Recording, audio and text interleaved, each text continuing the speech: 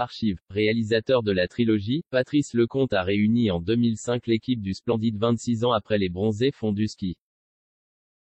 Le réalisateur revenait en 2013 sur ce tournage épique. Pourquoi avez-vous choisi un palace de Sardaigne comme lieu de tournage?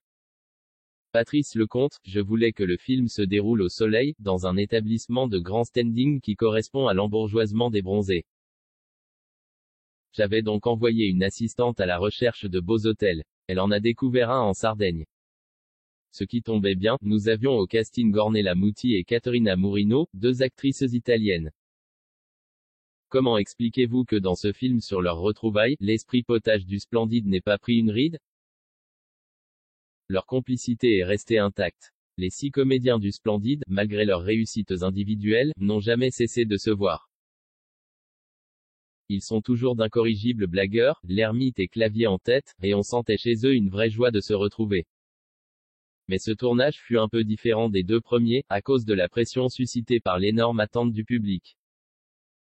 Sur le plateau, la troupe était moins insouciante et plus professionnelle. Ce qui n'a pas empêché quelques dérapages mémorables. Par exemple, j'ai cru qu'on allait perdre Gérard Jugnot, victime d'un fou rire cataclysmique. Lors de la fameuse scène du dîner, où le fils de Bernard et Nathalie, joué par Arthur Jugnot, avoue son homosexualité, Jugnot fait un lapsus et s'étouffe de rire. En face, Michel Blanc craque et pique du nez dans son assiette. Soudain, une vague gigantesque de rire part de la table et gagne les 85 figurants et les techniciens, qui deviennent pivoines. Moi, j'avais une barre au plexus et j'ai dû quitter le plateau. Je m'étranglais. De toute ma carrière, je ne m'étais jamais autant marré. Est-il vrai que Michel Blanc a voulu que son personnage de Jean-Claude Duss n'ait plus son côté loser? Oui, Michel voulait faire évoluer Jean-Claude Duss, qui a fait fortune à Los Angeles et qui porte des perruques teintées. Il a un look vraiment incroyable et il a réussi à mettre Gigi dans son lit.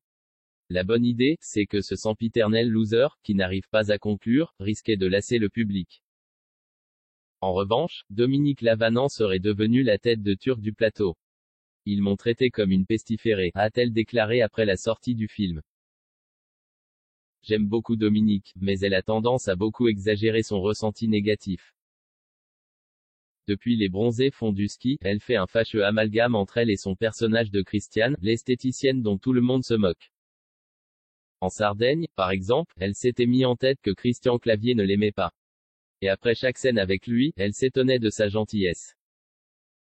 Que répondez-vous aux critiques qui ont étrillé ce 3e opus? Je réponds une chose très simple, comment un si mauvais film a pu faire 11 millions d'entrées?